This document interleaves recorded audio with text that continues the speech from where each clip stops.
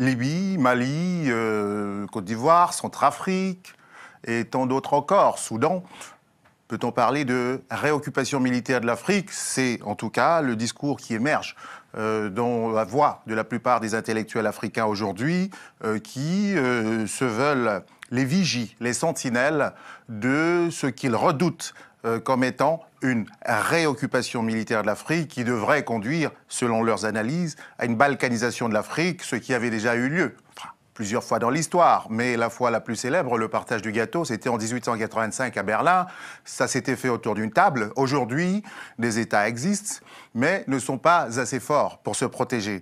On va essayer de comprendre quelles sont les interactions entre tous ces phénomènes, pourquoi, à partir de la chute d'un État comme la Libye, il y a une cascade d'États qui sont déstabilisés par la suite. Ça commence par le Mali, pas très loin derrière, et on le voit, ça se répand dans toute la zone sahélienne et maintenant jusque presque à la frontière entre le Nigeria et le Cameroun. Pour le Nigeria, on n'en discute plus. Pour le Cameroun, on saura tout à l'heure. Avec notre invité, c'est le thème de l'invité de l'histoire de ce soir, réoccupation militaire de l'Afrique.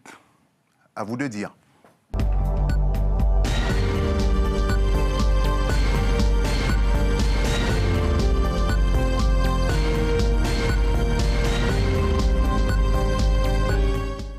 Bonsoir et bienvenue à notre programme dont vous êtes de plus en plus fidèles et même étant établis très très loin de la France d'où a été mise cette émission. Du Canada, on reçoit beaucoup d'encouragement et même de l'Orient de plus en plus. Cet Orient qui est de plus en plus africain, c'est ce qu'on va voir également dans cette émission. Je pense avoir le bon invité pour le thème que je vous ai annoncé, la réoccupation militaire de l'Afrique. Je vous le présente sans plus tarder, Monsieur Hamza Boukari Yabara, c'est bien dit? C'est bien dit. C'est bien dit. Vous êtes donc historien.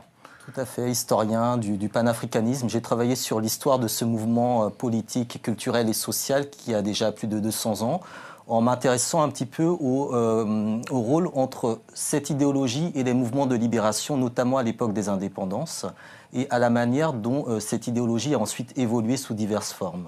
Vous êtes docteur de l'École des hautes études en sciences sociales de Paris.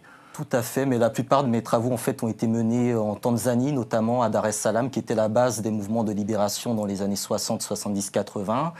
Également dans la Caraïbe, puisque le panafricanisme est un mouvement global. Donc je me suis intéressé non pas à l'histoire de ce qu'on appellerait la diaspora africaine, mais plutôt de ce que j'appellerais la famille africaine mondialisée. Et vous enseignez également dans la même école, il me semble. Alors j'ai eu l'occasion d'enseigner, en fait, tout d'abord à Montréal, donc au Canada, pendant un an, puis de donner également plusieurs conférences dans plusieurs universités africaines, notamment à Kinshasa, à Ouagadougou, également à Ouidah, au Bénin. Donc à chaque fois, il y a cette volonté d'apporter l'histoire ou une vision de l'histoire de l'Afrique au maximum de personnes. Et enfin, j'ai eu également l'occasion de mener des recherches dans les territoires palestiniens sur la question des Afro-Palestiniens, parce que je pense qu'il est important aujourd'hui, vu la situation internationale, que les Africains apprennent à réfléchir sur tous les conflits qui concernent le monde, y compris celui-ci qui est un conflit également africain et colonial. Nous parlons aujourd'hui, un thème que nous avons défini ensemble, de réoccupation militaire de l'Afrique. C'est bien cela. Et vous êtes justement l'auteur de cet ouvrage, Nigeria, tout simplement, qui aborde la question de sur quel angle dans ce livre-ci? Alors c'est une approche, une analyse transversale qui essaie de comprendre un petit peu les dynamiques internes au Nigeria qui ont conduit en fait à la situation que l'on connaît actuellement, qui n'est pas une surprise pour les personnes qui suivent ce pays depuis un certain temps. Ce qui arrive aujourd'hui était prévisible depuis assez longtemps, et c'est d'ailleurs l'un des faits que l'on voit lorsqu'on discute entre analystes, experts, historiens, géopoliticiens. Il y a un manque d'anticipation de la part de nos élites et de nos dirigeants qui doit nous alerter et qui nous amène évidemment à vulgariser les connaissances. Et dans le cas du Nigeria, où nous voyons actuellement beaucoup d'experts et de spécialistes se présenter sur les plateaux, je crois qu'il est important que d'autres experts ou spécialistes prennent la peine de vulgariser cela et de le vulgariser en langue française, parce que le Nigeria est un pays anglophone. Il y a toujours cette fameuse division de la langue entre francophones et anglophones qui fait que très peu de francophones ont accès à la compréhension de l'histoire de ce pays. Est-ce que vous êtes auteur d'autres ouvrages? Alors j'ai un ouvrage sur le Mali dans la même collection qui doit sortir effectivement à la fin du mois. J'ai un ouvrage qui est également signé sur la figure de Walter Rodney qui doit sortir aux éditions... Walter Rodney qui était Walter Rodney qui était un militant panafricaniste et marxiste des années 70-80 qui allie en fait toute la dynamique du Black Power avec les luttes anti-impérialistes et les luttes de libération donc dans ces années-là et qui a été assassiné le 13 juin 1980, donc il y a quasiment exactement 34 ans jour pour jour. Et enfin, j'ai un dernier ouvrage qui doit sortir à l'automne aux éditions de La Découverte, qui est une histoire du panafricanisme, qui est reliée en même temps à mon engagement donc, de secrétaire chargé du programme politique pour la Ligue panafricaine Umoja, qui opère à la fois dans les territoires du continent, mais également en Europe et ailleurs. C'est quoi exactement cette Ligue Umoja dont j'ai déjà reçu quelques membres ici et qui nous ont fait des émissions excellentes, notamment sur Cheikh Anta Diop? Alors la Ligue panafricaine Umoja, c'est une organisation d'Africains et d'Antillais motivés pour préparer les conditions de l'avènement d'un État fédéral d'Afrique noire. Ça ne va pas se faire du jour au lendemain. Nous avons conscience qu'il est important de créer des structures, d'ouvrir des sections, de vulgariser la question du panafricanisme et d'apporter cette notion d'unité culturelle au maximum de personnes. Parce que nous pensons que la politique est évidemment le terrain sur lequel nous devons nous positionner, mais c'est également par la culture que l'Afrique a été abattue et c'est par la culture qu'elle doit se relever. Donc nous sommes un mouvement présent, bien évidemment, donc, ici sur Paris et dans l'outre-mer. Nous avons plusieurs sections en Côte d'Ivoire, notamment au Mali, au Niger, au Burkina, au Burundi, dans les deux Congos. Et donc nous travaillons à vulgariser cette idéologie-là et à la placer sur le terrain politique. Justement, pour finir, où est-ce qu'on peut retrouver vos ouvrages ? Et où est-ce qu'on peut vous rejoindre pour ceux qui seraient intéressés par ce travail de la Ligue panafricaine Umoja? Alors nous avons tout simplement un site, donc il suffit de taper Ligue panafricaine Umoja et vous tomberez dessus. Nous avons également donc une page Facebook sur laquelle nous mettons en avant nos différentes activités et également nos sections territoriales, donc sur le continent africain, ont également des pages Facebook sur lesquelles elles sont joignables. Donc nous avons également un journal panafricain qui en est déjà à sa 4e production, qui propose une analyse différente de la politique africaine et aussi de la culture africaine. Eh bien, très bien. Et pour vos livres, on peut les retrouver sur tous les sites de vente de livres sur Internet. Oui, tout à fait. Et dans une bonne librairie parisienne où il y a de bonnes pioches. À la librairie Taméry. Donc, qui est vous avez donné une conférence récemment qui a d'ailleurs inspiré cette émission. Tout à fait. Eh bien, très bien. Vous voyez, on a, je pense qu'on a la bonne personne pour parler de cette question, pour la rappeler.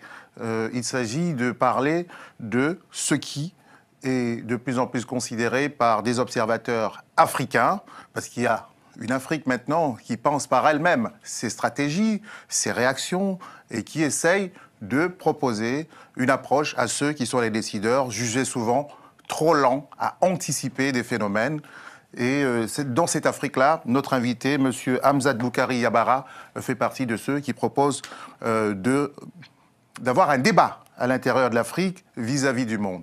Tout de suite, on n'aura pas de transition spécifique. On va d'abord interroger le sujet que nous avons arrêté ensemble. Pourquoi vous parlez de réoccupation militaire de l'Afrique, de redécoupage de l'Afrique, de balkanisation de l'Afrique? Et il y en a qui vont plus loin encore. Oui. Dépeçage, on a entendu. Oui, alors il faut rappeler, donc évidemment, 1885, la conférence de Berlin où les principales puissances occidentales, plus la Turquie, se partagent le continent africain en sphères et zones d'influence. Ce qu'il faut rappeler également, c'est qu'à l'époque des colonisations, donc années 60, on est dans le contexte de la guerre froide et que, par exemple, les États-Unis et l'URSS étaient favorables à la fin de ces empires coloniaux, mais pour mieux les réoccuper d'une autre manière. Donc il y a cet aspect-là sur lequel il faut tenir compte. Et à partir donc, de la fin de la guerre froide, donc fin des années 80, début des années 90, il va y avoir une réorientation de la vision du monde, de la part notamment des États-Unis, qui vont conduire en fait à intégrer, à dépecer l'Afrique en différentes parties, notamment à la relier davantage pour ce qui concerne l'Afrique du Nord à toute la géopolitique du Moyen-Orient, donc dans le Grand Moyen-Orient, et en même temps à renverser les alliances qui existaient, notamment concernant la place de la France sur le continent africain. Comment on découpe un continent ? Alors on peut le découper en modifiant les frontières, tout simplement. Par la force ? Par la force ou par la fabrication du consentement, donc la capacité à impulsé ou a donné aux populations l'envie de se séparer. Donc c'est la question Comment on du procède? Est-ce séparatisme. qu'il y a un exemple? Vous pensez à des exemples précis? Oh, il y a des exemples sur lesquels la population n'a pas été forcément manipulée, mais derrière lesquels il y avait des intérêts. Si on prend le cas du Soudan, c'est un État dans lequel il y a des richesses pétrolières énormes, c'est les 5e réserves du continent. C'est un État qui était lié principalement donc, aux multinationales pétrolières donc, chinoises, malaisiennes. Vous parlez de la indiennes. création du Sud-Soudan, l'État du Sud-Soudan. Effectivement, on perçoit déjà ce même type de stratégie derrière d'autres États comme la Libye ou même le Mali ou même le Nigeria, cette volonté de couper des États qui ne sont pas de nature à accepter de se plier à l'ordre mondial. Cela peut se faire par la force, cela peut se faire par la pression. Par la création de conflits. Par la création de conflits, par des politiques d'embargo. Je pense que les embargos qui ont eu lieu sur des pays comme la Libye et le Soudan ont été particulièrement intéressants à étudier, d'autant que ce Quel sont est le deux mécanisme? États... Pour la Libye, ça a été très direct, des bombardements extérieurs, toute la campagne contre Kadhafi, ça on a vu. Mais pour le Soudan, quel a été le mécanisme mis en place pour arriver à la fragilisation de cet État? D'abord, on nous en a parlé pendant longtemps des guerres entre Janjaweed et j'en passe, et des meilleurs musulmans chrétiens, toujours le même tableau. Comment ça se fait? Est-ce qu'il n'y a pas des facteurs locaux qui permettent justement que cette activation extérieure opère? Alors, il y a toujours des facteurs locaux. Dans le cas du Soudan, au moment de l'indépendance du Soudan en 1956, il y avait déjà des rivalités effectivement entre les élites arabes ou arabisées ou islamisées qui étaient présentes à Khartoum et le reste de la population, on va dire négro-africaine pour simplifier, mais c'est bien plus compliqué que ça, qui était au sud. Donc toutes ces rivalités ont été effectivement exploitées par les différents régimes. Et lorsque, en 1983, donc Nimeri propose d'appliquer la charia à l'ensemble du pays, bien évidemment, cela n'était pas de nature à être accepté par l'ensemble de la population. Donc il y a un certain nombre de politiques un peu aventurières, je pense, des dirigeants africains sur lesquels des mécanismes et des stratégies de déstabilisation se fixent. Donc j'ai tendance à penser que, d'une certaine manière, les dirigeants africains facilitent le travail de ceux qui arrivent après. Et c'est ça qui est extrêmement grave. Alors, on a l'impression également que ce sont les mêmes lignes de fracture qui ont toujours existé historiquement qui, aujourd'hui encore, sont utilisées. Je vais prendre l'exemple du Soudan. Vous avez parlé de 56. On peut remonter plus loin. Quand ils étaient sous administration britannique, ottomane, ce sont toujours les mêmes oppositions depuis très longtemps. Et les mêmes lignes de fracture qui sont réactivées aujourd'hui. Tout à fait. Nous, en Afrique, on ne les a jamais refermées. Alors, je pense que l'une des questions qui se pose, c'est celle du fameux principe de l'intangibilité des frontières, ce sacro-saint principe qui a conduit donc les pères fondateurs, au moment des indépendances, à conserver les frontières coloniales. Il était important de redessiner la carte de l'Afrique avec un point de vue africain et de faire en sorte qu'un maximum de conflits ou de conflits potentiels soient étouffés par des unifications ou d'éventuels séparatismes. Or, ce travail-là n'a pas été fait. Or, il me semble qu'aujourd'hui, il est essentiel de s'y réattacher et de revenir sur cette question. Qu'est-ce qui empêche l'Afrique et ses dirigeants d'avoir une stratégie qui leur permette d'échapper à ces manipulations? Qu'est-ce qui les freine? Qu'est-ce qui les bloque? Je pense qu'il y a un manque d'initiative, un manque de capacité d'initiative. Et il y a également, je crois, des structures qui sont extrêmement puissantes, qui pèsent sur la plupart des régimes et qui les empêchent de développer quoi que ce soit qui irait dans le sens des intérêts africains. Est-ce qu'on va rester fataliste en se disant c'est comme ça ne va jamais changer? Ou alors c'est peut-être une question générationnelle? Est-ce qu'il y a une génération qui a compris les enjeux et qui, comme vous... Alors, il y a une génération qui peut comprendre les enjeux, mais là encore, au niveau de la jeunesse, je crois qu'il est important de faire un travail de conscientisation et de mobilisation politique. Quelqu'un comme Kadhafi, qu'on le veuille ou non, la Libye avait un niveau de vie qui était plutôt décent, l'un des meilleurs du continent. Logiquement, on peut penser que la population aurait dû être très contente. Or, il s'est trouvé dans cette population une minorité de réformistes qui a été utilisée pour appliquer à la Libye le fameux concept des printemps arabes. Donc, on voit bien que même au sein de la population, certains mouvements, entre guillemets, progressistes peuvent être récupérés pour donner lieu à des choses qui n'ont absolument rien à voir avec les intentions premières. Justement, attardons-nous sur le cas libyen. Parce qu'aujourd'hui, tout le monde s'accorde à dire que la déstabilisation de la Libye a entraîné la cascade de ce qu'on observe derrière, le Mali et autres. La Libye, avant qu'il y ait les bombardements et la mort, l'assassinat de Kadhafi, c'était quoi? C'était structuré comment? Et comment est-on parvenu à la déstabiliser? Alors, bon, Kadhafi, il arrive au pouvoir en 69, il fait un coup d'État contre un régime qui était inféodé aux intérêts anglo-américains principalement. Il va recomposer la structure politique de cet État-là pendant une dizaine d'années pour en faire donc un grand État des masses, une Jamaïria, une république arabe socialiste dans le sillon de l'idéal nassérien. Il va tenter de faire plusieurs alliances avec d'autres États arabes, donc notamment le Soudan de Nimérie, l'Égypte de Nasser, la Syrie, et à chaque fois ça ne va pas réellement marcher. Donc vers la fin des années 70, il arrive à construire son idéologie à travers donc notamment la rédaction du Petit Livre Vert, qui va susciter beaucoup d'enthousiasme, notamment parmi la jeunesse. Puis, à partir des années 80, les circonstances deviennent un peu différentes. D'une part, Kadhafi, lorsqu'il avait pris le pouvoir, avait nationalisé la plupart, toute l'économie pétrolière, ce qui n'avait pas plu à beaucoup d'intérêts anglo-américains, anglo-saxons, qui s'étaient vus privés de cette manne pétrolière. Et d'autre part, il va réaffecter les revenus du pétrole à, en fait, la création d'une économie locale, d'une administration locale, en assurant en fait le minimum de bien-être aux populations. Donc la Libye va devenir un pays attractif.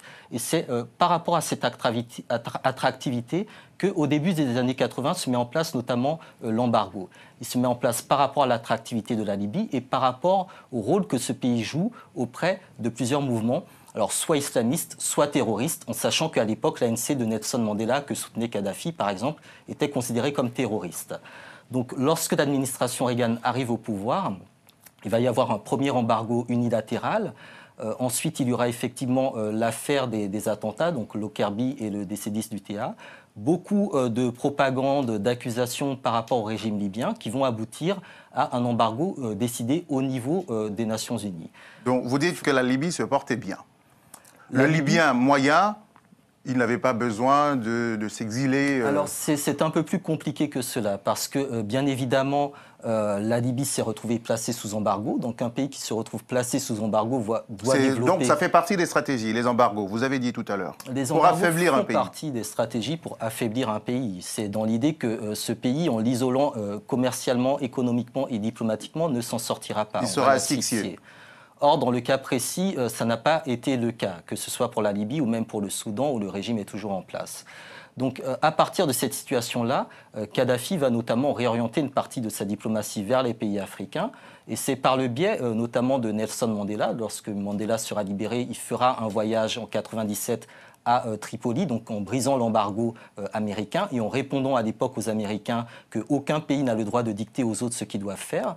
Et c'est Mandela qui va en particulier assurer une partie des négociations qui vont permettre à Kadhafi de revenir sur la scène internationale au début du XXIe siècle. C'est également l'époque où sa diplomatie panafricaine s'est mise en place. Donc il a financé le satellite africain, il a des projets concernant les États-Unis d'Afrique qui ne sont pas acceptés par d'autres dirigeants africains.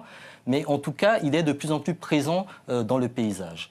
Et donc, sur la dernière décennie, qui correspond au XXIe siècle, c'est là où on le voit effectivement revenir au devant de la scène, avec Sarkozy, avec Tony Blair. Obama. Il mène toute une politique également au niveau des médias et des grandes universités américaines pour faire venir des stars académiques à Tripoli.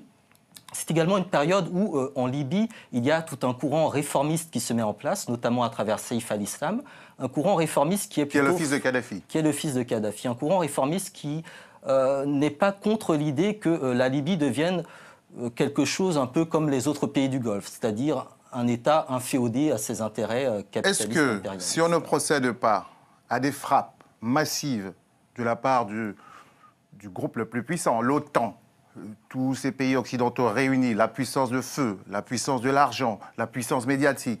Si on ne procède pas ainsi, on ne peut pas parvenir à faire tomber Kadhafi, puisqu'ils ont été obligés, quelque part, d'en arriver là. Ils ont essayé d'autres moyens, ça n'a pas fonctionné. Ça n'a pas fonctionné. Depuis en 42 ans, ils ont essayé plusieurs moyens qui, à chaque fois, n'ont pas fonctionné. Donc des opérations commando, d'autres bombardements, notamment dans les années 80. Et donc là, il fallait réellement en fait, profiter d'un contexte général, qui était les événements qui se passaient à la même époque en Égypte et en Tunisie. Le fameux printemps arabe. Printemps arabe, pour en fait fabriquer une fausse révolution interne. Effectivement. Donc, et tout un travail également de propagande qui a été mis en place à cette époque. Donc les fameux Libyens qui se soulevaient contre Kadhafi, c'était finalement, comme ça arrive, on le constate de plus en plus, on va dire, tous ceux qui se réclament du djihadisme, qui, à certains moments, sont combattus, considérés comme les méchants, et à certains moments, on les laisse faire. Alors je pense qu'il faut voir les choses de manière plus subtile. Il y a effectivement une partie de la population libyenne qui, même si elle avait des bonnes conditions de vie, n'était pas nécessairement d'accord avec Kadhafi. Parce que c'était un régime relativement autoritaire au niveau des libertés politiques notamment, qui demandait autre chose. Et cette partie était plus ou moins soutenue ou incarnée par Saïf al-Islam. Donc à ce niveau-là, il y a effectivement de la contestation, mais derrière, ce que l'OTAN a fait, c'est bien évidemment recruter des mercenaires et braquer la population, mais également braquer les travailleurs, parce que la Libye était une réserve de travailleurs, notamment subsahariens. Et cette question-là des travailleurs en Libye, elle est importante par rapport au développement, à la bonne tenue de l'économie libyenne. Donc il fallait également frapper sur cet axe-là. Comment on a bloqué les travailleurs ? On a déjà détruit les infrastructures, donc on a ramené donc, la Libye à l'âge de pierre, donc c'est toute la stratégie de ce qui avait été fait en Irak et en Afghanistan. Pardon ? Il n'y avait plus de main-d'œuvre. J'ai envie de comprendre ce que vous expliquez là, les travailleurs venant de l'Afrique subsaharienne, comment on les a bloqués ? Alors déjà en fait en gelant donc, une partie ou la quasi-totalité des fonds libyens qui étaient à l'étranger, donc notamment les fonds qui étaient dans d'autres pays. Ça, c'est avant la chute de Kadhafi. C'est avant la chute de Kadhafi, mais c'est à peu près concomitant. Au moment où Kadhafi est sous les bombes, la plupart des chantiers au Mali ou dans d'autres pays africains sont arrêtés parce que justement, il n'y a plus les moyens d'assurer en fait leur financement. Donc c'est en fait rendre la Libye tout simplement inhabitable et inexploitable ou impossible à développer dans le cadre d'une division du travail entre guillemets africaine aussi. Et les autres Africains dans tout ça? On sait que Kadhafi a énormément soutenu, subventionné, arrosé. Qu'est-ce qu'ils ont fait?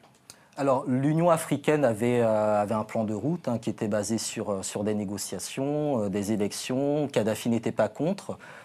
D'autres organismes également avaient des propositions. Ce qui s'est passé, c'est qu'il était important, dans le cadre de l'intervention de l'OTAN, qu'il y ait des pays africains qui se désolidarisent ouvertement. Ils y arrivent toujours très facilement. Ils y arrivent toujours très facilement. Là, on est passé notamment par le Sénégal d'Abdoulaye Wade. Parce qu'il y a toujours des rivalités interafricaines sur lesquelles on peut rebondir. C'est valable pour la politique africaine, c'est aussi valable pour la politique au niveau de l'OTAN. Un pays comme la Turquie n'était pas du tout prêt à soutenir l'intervention en Libye parce qu'elle était menée par Sarkozy. Entre la Turquie d'Erdogan et la France de Sarkozy, à l'époque, les relations n'étaient pas extrêmement bonnes. Et c'est la Grande-Bretagne qui va amener la Turquie finalement à céder le pas à ce niveau-là. Donc ce même type de relation, on le retrouve au niveau des pays africains. Et la Chine et la Russie ne font pas contrepoids à l'ONU à ce moment-là. Pourquoi ? Alors la Russie déjà n'a pas accepté de voter la résolution initiale. La Chine également. Donc c'est bien pour cela qu'on est passé par l'OTAN, qui permettait en fait de se Et quelle a été la légalité de cette opération? Pour notre rappel, parce que c'est toujours important, ils savent mettre des bonnes affiches. Alors la légalité, c'était tout simplement la fameuse résolution 1973, donc la responsabilité de protéger la population libyenne, bien évidemment, des bombardements, avec donc la zone d'exclusion aérienne qui permettait donc à l'aviation de Kadhafi de ne pas bombarder la population. Mais on sait que l'aviation de Kadhafi a été détruite dès les premiers jours et que très rapidement, en fait, le système de défense de Kadhafi était un système purement défensif et que l'OTAN a mené plus de 10 000 frappes en Libye. Sans compter les forces spéciales infiltrées. Exactement, donc il n'y avait absolument aucune chance pour que Kadhafi réchappe, honnêtement. Kadhafi, la Libye, jouait un autre rôle. C'est d'ailleurs pour ça qu'il y a autant de répercussions. Ensuite, notamment au Mali, qui a une frontière, même si elle est désertique, et surtout parce qu'il est désertique, il y a autant de répercussions. Ensuite, le Mali, comment Kadhafi arrivait-il à résorber tous ces groupes qui se baladent dans le désert et qui vivent d'une manière très, très anarchique parfois? Alors, si on regarde du point de vue historique, Kadhafi, c'était la dernière grande voix politique du monde arabe, la dernière grande voix politique et historique du monde arabe. Donc c'était quelque part, je ne dirais pas le parrain, mais il avait une certaine légitimité, une certaine expérience par rapport à ces groupes qu'il a, pour certains, formés ou financés dans les années 80-90 dans le cadre des légions islamiques. Qui lui servait à quoi? Qui lui servait à mener des opérations ou à soutenir des mouvements au Liban, Palestine, etc. Également au Tchad et dans d'autres territoires.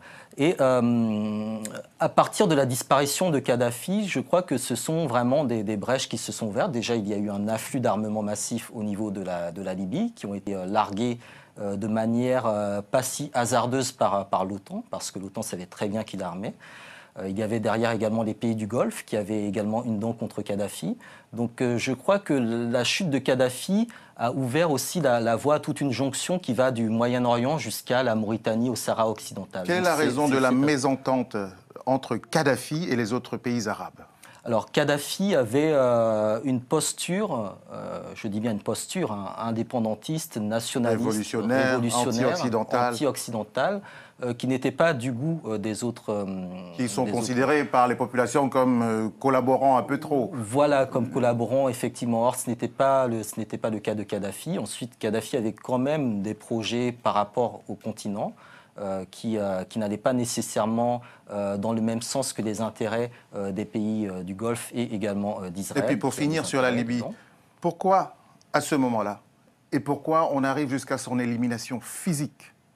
Alors je crois qu'il était important déjà pour l'OTAN, à partir du moment où l'OTAN s'engage dans une guerre, il est important qu'il la gagne pour eux, même s'ils savent que l'ennemi est faible par rapport à ce qu'il déploie sur le terrain. Ça, c'est un vieil ancrage dans l'impérialisme occidental. Ça remonte à des siècles. L'ennemi, on l'écrase. On écrase l'ennemi, d'autant plus qu'il est petit ou qu'on le considère comme petit et qu'on sait que derrière lui, il y a tout un continent qui va rester silencieux. Et puis on frappe les esprits pour que plus personne... on frappe les esprits par une certaine mise en scène de son assassinat, de sa disparition, par le fait qu'on l'enterre dans un lieu qui est nulle part finalement, et qu'on essaie de le faire disparaître de l'histoire. Donc il y a tout ce travail-là idéologique qui est mis en place, et c'est aussi une manière de briser mentalement l'esprit de résistance de tout un continent et des Africains. Car qu'on le veuille ou non, ou qu'on soit d'accord ou pas avec Kadhafi, ça restait l'une des dernières figures craintes par les Occidentaux. Il y avait deux figures qui étaient éminentes sur le continent africain, Kadhafi qui était craint et Mandela qui était admiré et respecté et fascinant. Donc les deux ont aujourd'hui disparu. Donc cela pose des questions par rapport au leadership, par rapport à l'expérience historique et politique du continent. Et cela ouvre aussi de nombreuses brèches dans lesquelles, bien évidemment, les intérêts économiques occidentaux se sont positionnés sur la Libye. Donc on élimine Kadhafi pourquoi? Parce qu'il incarne la résistance, parce qu'il a beaucoup de pétrole qu'il vend à son prix, parce qu'il est sorti de l'OPEP, parce qu'il est maître de son pétrole, parce qu'il commence à avoir une importance fédératrice au niveau de l'Afrique, parce qu'il commence à investir en Afrique et qu'il est concurrent des investissements occidentaux. C'est pour toutes ces raisons-là. Pas seulement cela. Kadhafi a aussi beaucoup investi en Occident. Les fonds libyens à l'étranger sont très importants. Il y a plus de 200 milliards de dollars. Il y avait le projet d'une monnaie continentale africaine qui aurait pu mettre en danger ces fameux 200 milliards de dollars. Et quelqu'un comme Sarkozy, lorsqu'il part en guerre contre la Libye, il y a aussi derrière l'idée des affaires franco-françaises. Des affaires franco-françaises, mais l'importance aussi de sauver l'euro. Des groupes comme Goldman Sachs et compagnie ont également des intérêts. Il y a toute une structure, une architecture de la finance internationale et de l'énergie internationale qui gravitait autour de la Libye, qui voulait s'emparer de ce morceau-là. Donc la question n'est pas morale en disant c'est un dictateur, la question est autre. La question est bien évidemment autre, c'est celle des intérêts et c'est celle de contrôler à la source et de contrôler, l'intention était de contrôler ce qu'allait devenir la Libye, mais on voit bien que la stratégie est beaucoup plus de balkaniser la Libye aujourd'hui et de la faire éclater donc en 2-3 groupes, des fameux 3 zones qui existaient avant la réunification de la Libye dans les années 50. Et on arrive tout pile à la question malienne, le Mali juste derrière. Pour la Libye, on a vu comment ça a été orchestré, parfait. Pour le Mali, on procède comment? Il y a un président qui est là, ATT, et puis soudainement, il est où d'ailleurs, ATT? Il doit toujours être au Sénégal, il me semble. Donc, à ma connaissance, aux dernières nouvelles, qu'est-ce qui se passe entre le débat sur est-ce qu'il va se représenter, est-ce qu'il ne va pas se représenter, et puis un beau matin, il y a une rébellion. Qu'est-ce qui se passe? Il y a... Déjà, il y avait un mécontentement de la population dans le Nord par rapport à la gestion de la crise sécuritaire, mais également sanitaire dans le Nord. Il y avait un mécontentement par rapport à la politique d'ATT, et il y avait au sein de la société civile, des différents opérateurs économiques, également une insatisfaction ou une déception par rapport au double mandat d'ATT qui avait gouverné par le consensus. On s'est rendu compte que la question du consensus n'avait pas amené le Mali. Il y avait un débat sur la corruption, très profond aussi au Mali. Il y avait un débat évidemment sur la corruption, sur l'état de droit, sur l'état des forces armées. Donc il y avait tout un tas de... Ça c'est le contexte intérieur, le fameux, qui permet toujours... Qui permet de fragiliser tout simplement à la fois l'unité nationale et également de renforcer ceux qui sont contre cette unité nationale. Et il y a eu au cours de l'histoire malienne un certain nombre de rébellions touareg dans le nord, des intérêts également géostratégiques dans le nord, et le cas de la guerre de Libye et de l'ouverture d'un couloir qui a permis à plusieurs combattants d'aller de Libye au Mali en passant notamment par le Niger a permis de réactiver un certain nombre d'alliances et de combattants qui se sont retrouvés sur le terrain du Nord Mali, qui ont rejoint d'autres mouvements comme le MNLA, qui sont plus ou moins proches de services algériens, voire français. Et tout cela, je pense, a donné un mélange contre lequel l'État malien, en soi, n'était absolument pas préparé à réagir. Qui sont ces combattants?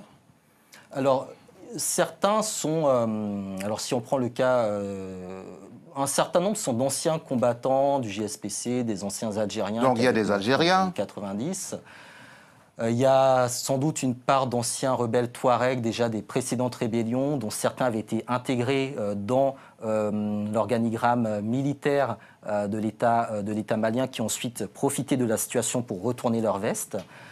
Donc c'est le fameux complot, entre guillemets, le complot intérieur par rapport au fait que ATT, en prônant la réconciliation, a en fait ouvert la porte à tous ceux qui voulaient détruire l'unité du pays. Et il y a enfin des combattants qui viennent de territoires beaucoup plus loin, djihadistes, notamment de Libye, mais également de toute la zone du Moyen-Orient, qui viennent avec tout un arsenal. Donc le fameux djihadisme, c'est une réalité? C'est une réalité, mais pas nécessairement dans le contexte d'une guerre sainte. Il y a derrière tout cela des intérêts. Il y a la volonté d'établir des bases arrières d'autres mouvements qui peuvent frapper d'autres zones, parce que la question qui se pose n'est pas tellement de renverser, d'opérer au Mali pour renverser l'État malien. C'est beaucoup plus être présent dans une zone pour agir sur d'autres zones. Donc c'est cette question-là qui se pose en fait. Pour le cas de la France, par exemple, c'était notamment les intérêts au Niger, donc ce n'était pas nécessairement stratégiquement, géographiquement au Mali, mais c'était dans le territoire d'à côté. C'est des routes à sécuriser, des intérêts à sécuriser, qui font qu'on voit très bien vers où se tourne la menace et vers où elle pourrait L'Afrique n'a déjà pas fini de régler les problèmes structurels.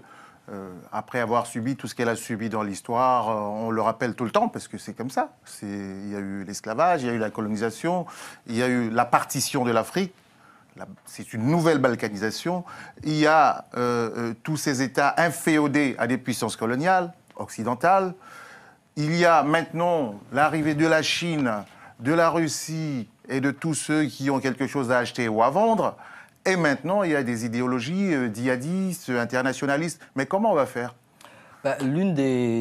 Comment on va faire, c'est une bonne question, c'est un vaste débat. Je crois qu'il est déjà important que les Africains prennent l'habitude de dialoguer beaucoup plus entre eux sur ces questions éminemment stratégiques.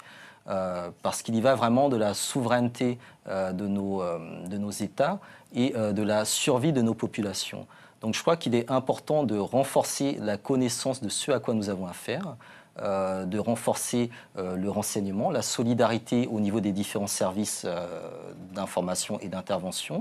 Mais je crois que cela ne peut passer que par une solution politique. Donc il est important que les différentes forces politiques progressistes du continent arrivent à créer une plateforme pour discuter de ces points et pour voir dans quelle mesure il est capable de créer un cordon sanitaire ou un front de résistance par rapport à ce qui est en train de se passer aujourd'hui. Rappelons le thème de l'émission, réoccupation militaire de l'Afrique. Tout ce que vous nous expliquez, c'est que c'est orchestré, ce n'est pas hasardeux.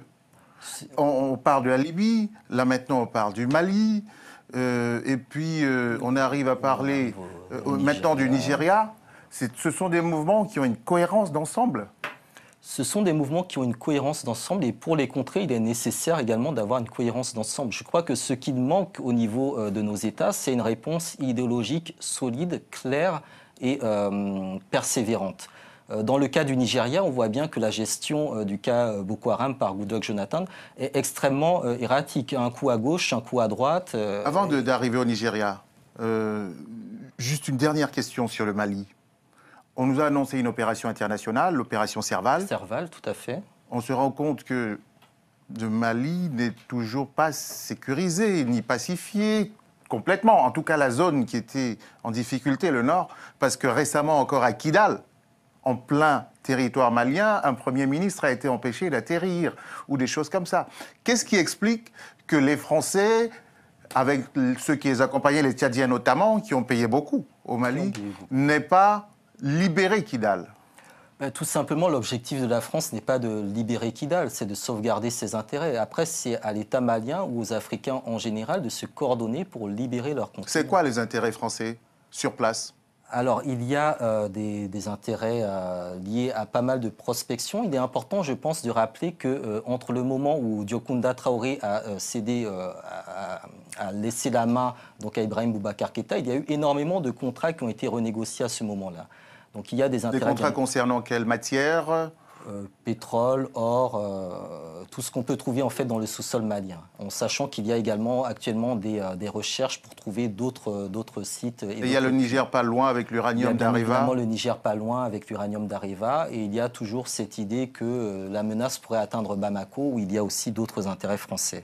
Donc, le fait de ne pas sécuriser Kidal participe directement de cette réoccupation, d'une certaine façon, c'est-à-dire par un mouvement interposé, puisque ce sont des mouvements qui menacent l'intégrité des États africains. Alors, plus un État reste dans l'insécurité, plus il est important d'être justement présent militairement. Donc, si la France libérait, entre guillemets, Kidal, elle n'aurait plus qu'à repartir, vu que Kidal serait libéré et sécurisé. Or, dans la stratégie de la réoccupation, pour occuper, il faut qu'il y ait un motif d'occupation. Donc, il faut qu'il y ait une menace. Donc, il faut faire, d'une certaine manière, vivre ou survivre cette menace ou la laisser latente ou présente dans l'esprit des populations. C'est ce qu'on appelle maintenant dans les centres de recherche américains laisser un foyer de tension basse. Laisser un foyer de tension basse, fabriquer le consentement, occuper les esprits, effectivement. Et comment on passe de cette situation-là, quel est le rapport avec ce qui se passe au nord Nigeria et avec la frontière camerounaise aujourd'hui? Alors au nord Nigeria, le cas de Boko Haram, déjà ce n'est pas la première insurrection islamiste que le Nigeria connaît. Le Nigeria a connu pire à certaines époques, la guerre du Biafra. Qui était plutôt de l'autre côté, au sud du pays. Et d'ailleurs, beaucoup de personnes soulignent que si Boko Haram opérait dans le sud pétrolier, la question serait réglée depuis très longtemps. Lorsqu'on voit Goodluck Jonathan dire qu'on ne négocie pas avec des terroristes, il a négocié avec d'autres groupes du même genre dans le sud où il y avait beaucoup plus d'intérêt. Notamment. Exactement. Donc dans le cas du Nigeria, il y a une construction à la fois interne et externe de Boko Haram. À l'origine, donc une secte qui avait pignon sur rue au début des années 2000, créée par Mohamed Youssouf, qui a ensuite développé un certain nombre d'écoles tenues par Boko Haram, où on enseignait notamment une certaine vision de l'islam, qui s'est wahhabitisée avec le temps, notamment grâce à des financements venant de pays du Golfe, par l'intermédiaire... Quand les pays du Golfe financent, ils savent qui ils financent? Ils savent qu'ils financent. Ils financent pour acheter des livres ou ils savent qu'on va acheter des armes? Ils financent déjà une certaine idéologie qui peut se retrouver effectivement dans l'utilisation d'armes. Ce qui n'est pas proscrit, même dans certains textes. Tout à fait. L'idée de guerre sainte, effectivement, n'est pas nécessairement contraire aux intérêts de ces monarchies du Golfe, effectivement. Donc comment un groupe qui avait pignon sur rue, on sait que Mohamed Youssouf, par exemple, ne se cachait pas, il a été arrêté puis libéré plusieurs fois. Plusieurs fois, il roulait donc dans sa Mercedes, il était connu, on pouvait aller le voir, effectivement. Les autorités nigérianes ont très mal géré l'affaire puisqu'il a été victime d'une exécution extrajudiciaire en 2009 et que l'absence de justice par rapport à son cas a attisé beaucoup de... beaucoup de frustration au niveau de tous les jeunes qui le voyaient vraiment comme un guide, comme leur maître. Et parmi ces jeunes-là, d'autres étaient beaucoup moins idéologiquement formés, étaient beaucoup plus axés sur l'aspect de petite criminalité, de petite délinquance. Et ce sont ces personnages-là qui vont progressivement monter en grade, vont être endoctrinés par d'autres personnes formées ailleurs avec une expérience idéologique plus rigoureuse, et ce sont eux qui vont les utiliser comme des marionnettes et qui vont leur assurer également une certaine impunité. Il y a un lien entre Boko Haram et ces mouvements djihadistes plus au nord jusqu'à la Libye, alors, au moins en termes de matériel de guerre qui circule? Oui, oui, le matériel circule très, très clairement. En tout cas, le matériel de guerre que l'on retrouve au nord du Nigeria, c'est évident qu'il ne vient pas du sud du Nigeria. Il vient beaucoup plus des régions septentrionales. Donc on sait également qu'un certain nombre de combattants de Boko Haram ont été se former ou s'entraîner au niveau du Nord Mali. Donc il y a des gentleman's agreements et on voit bien que les différents foyers se font un petit peu la passe. Alors un coup on attaque ici, un coup on attaque là, puis là on se calme un petit peu, puis là on se réveille. Donc il y a un jeu du chat et de la souris. Comment on explique qu'un groupe se soit autant déployé en une dizaine d'années, au vu et au su de tout le monde? Qu'est-ce qui fait que... Est-ce que le Nigeria n'a pas une armée assez puissante, ou alors... L'armée est corrompue en partie, d'une part, et d'autre part, l'armée est sous-équipée. Même si elle compte à peu près 80 000 hommes, c'est une armée qui n'est pas nécessairement suffisamment entraînée, qui n'est pas non plus présente sur l'intégralité du territoire. Il y a des points stratégiques. Il faut quand même rappeler que le Nigeria est une république très très vaste, avec 36 États. 36 États. Ceux du Nord ont déjà une douzaine qui pratiquent la charia, on ne le dit jamais. Pratiquent la charia du point de vue politique, mais la charia ne veut pas dire que les filles ne vont pas à l'école. Les filles vont à l'école, y compris dans les États du Nord. Donc je crois qu'il y a également toute une construction médiatique autour de ce qui se passe qui ne correspond pas non plus nécessairement à la réalité. Est-ce qu'il y a eu un terreau favorable qui est peut-être la paupérisation du Nord par rapport au Sud, ce qui a fait monter la question morale comme question politique? La question de la corruption des élites du Nord a été l'un des premiers chevaux de bataille de Boko Haram au départ. Des élites du Sud, vous voulez dire? Des élites du Nord, parce que les élites du Nord sont censées recevoir une partie des subsides de l'État. Exactement. Or, cela n'apparaît pas comme étant suffisamment réparti dans la population. Donc cela crée effectivement une situation de paupérisation, avec de nombreux jeunes qui se rendent compte que les élites mènent la belle vie, tandis qu'eux sont en train vraiment de galérer, si vous me permettez l'expression. Donc cela renforce nécessairement un discours qui présente cette élite corrompue comme corrompue par l'Occident, par l'occidentalisation. D'autant plus que le sud du Nigeria, la région pétrolifère, la région où se trouvent les grandes villes, Lagos, Abuja, il y a des fortunes qui sont des fortunes mondiales, en milliards de dollars. Et qu'au Nigeria, l'exubérance financière est quelque chose de courant. Oui, alors une personnalité comme Aliko Dangote, qui est considéré comme le plus riche d'Afrique, lors du dernier sommet économique mondial à Abuja, le Davos africain, entre guillemets, comme on appelle ça, a dit à la suite de cela qu'il allait investir plusieurs milliards de dollars justement dans le nord du Nigeria. Donc c'est effectivement un terrain d'investissement dans lequel il faut être présent, mais je crois que c'est surtout une bataille idéologique qu'il faut mener et qu'il est important de répondre à Boko Haram sur cette base idéologique qui est notamment celle de l'éducation. Vous avez rappelé que le Nigeria possède une structure fédérale, c'est-à-dire que chaque État a la liberté de définir la manière dont il va mettre en place sa politique éducative. Les États du Nord pratiquent déjà la charia. Cette charia n'empêche pas, comme je l'ai dit, qu'il y ait un certain sentiment progressiste à travers l'éducation. L'éducation se développe et se développait déjà dans le nord du Nigeria au moment où Boko Haram est apparu.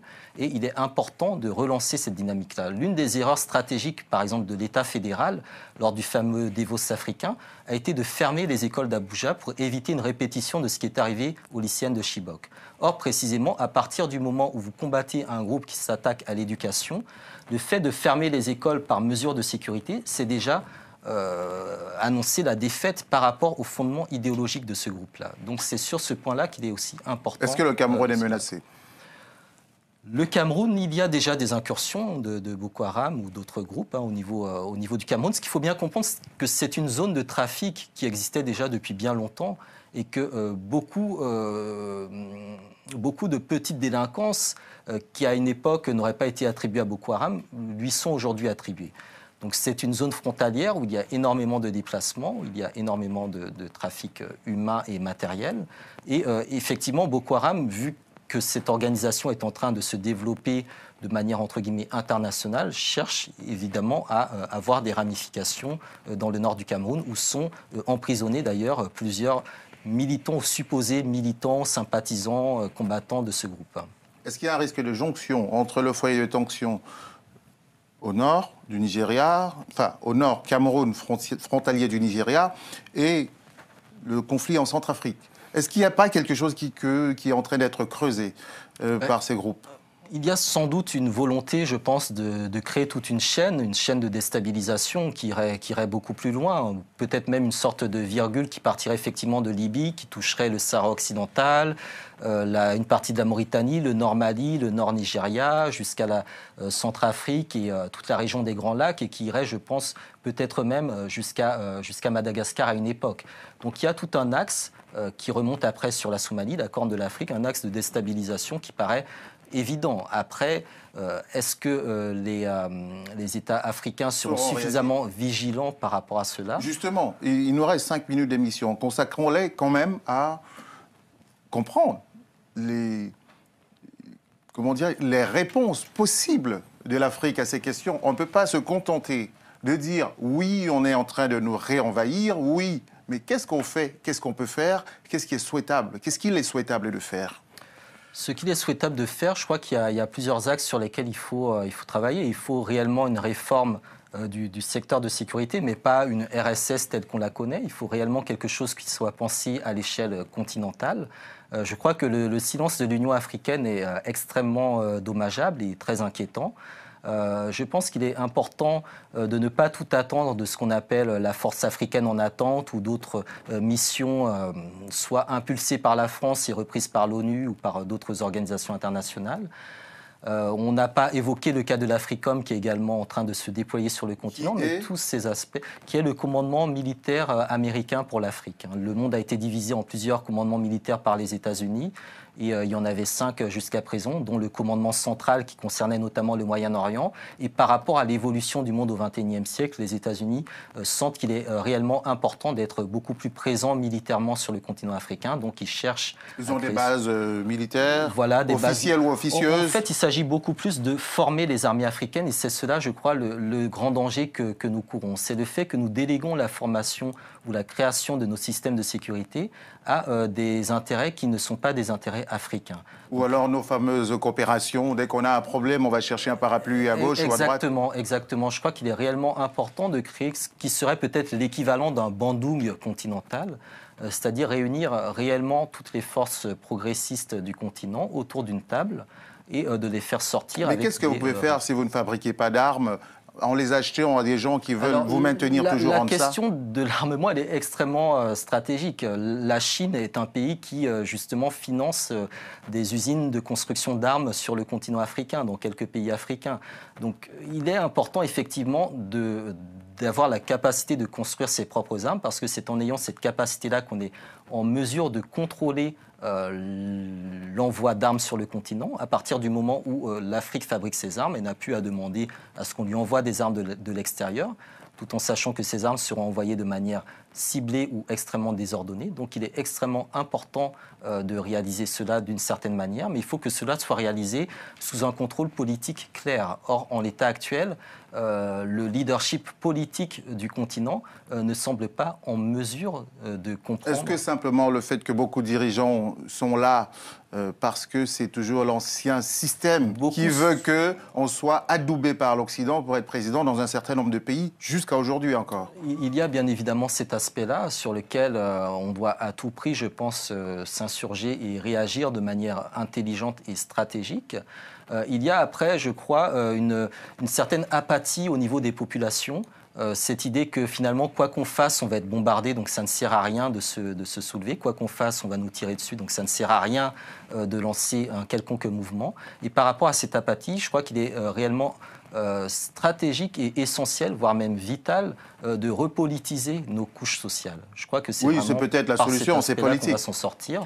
Et d'autre part, de revaloriser la culture. Parce que c'est également par la culture qu'on créera, je pense, des le sentiment populations d'appartenance intransigeantes et exigeante vis-à-vis de ce qu'on appelle leurs élites. Est-ce qu'il y a un pays africain qui vous donne l'impression d'aller dans la bonne direction ? Il y a des pays africains qui avancent. Je crois que la carte du continent montre qu'il y a une dynamique au niveau de l'Afrique australe. C'est extrêmement intéressant de voir qu'un pays comme l'Afrique du Sud n'est plus la première puissance économique, qui sont entrés en récession, C'est qui la première puissance économique ? C'est le Nigeria aujourd'hui. C'est le Nigeria qui précisément se trouve au cœur de ces problèmes-là. Parce qu'on voit bien que cette focalisation sur un pays africain qui est potentiellement en mesure de réussir contribue à lui nuire. Donc je crois qu'il y a un certain nombre de pays africains qui travaillent en silence. Quand vous dites que le Nigeria est première puissance économique africaine, c'est sur quels critères ? C'est sur le critère de la consommation. Le PIB a été recalculé en incluant la consommation et bien évidemment un pays qui a plus de 160 millions de consommateurs, il écrase les autres. Donc il y a toujours cette idée que c'est par la consommation qu'on est les premiers. Et je crois qu'il est important de briser ce cycle vicieux pour partir de la production. L'Afrique doit produire. Elle doit produire des idées, elle doit produire des hommes et des femmes. Vous êtes passionnant, mon cher Hamzat Boukari Yabara. Il nous reste 1 minute d'émission. Je vous interrompais juste pour vous le dire. Je vous donne 30 secondes et je dirai au revoir en 30 secondes. Prenez la minute si vous voulez, je ferai juste un signe de la main. Dites-nous votre message du fond du cœur par rapport à tout cela. Le message du fond du cœur, je crois qu'il est important de s'organiser, il est important d'échanger et il est important de comparer les différentes expériences pour parvenir à ce que j'appellerais un dénominateur commun qui permet de réunir le maximum d'Africains au-delà des frontières telles que nous les connaissons. Et ce dénominateur commun, je pense qu'il doit passer par la culture. Et cette culture, elle doit être présente à travers toutes nos activités, qu'elles soient politiques, qu'elles soient sociales, qu'elles soient économiques, parce que c'est par la culture que l'on va construire une solidarité à l'échelle continentale et panafricaine. Eh bien, on peut conclure avec vous qu'il se passe vraiment en ce moment un mouvement de réoccupation militaire de l'Afrique et même plus réoccupation économique économique également. Et surtout, culturelle aussi. C'est ça, l'enjeu profond, c'est toujours maintenir un foyer de tension basse, militaire, politique, intellectuelle et culturelle. Merci, j'espère qu'on vous retrouvera bientôt partout où on peut vous retrouver sur Internet parce que vous êtes la nouvelle voix de l'Afrique qu'on aime. Le propos est juste et monsieur, il est modeste. Bonsoir, à lundi prochain.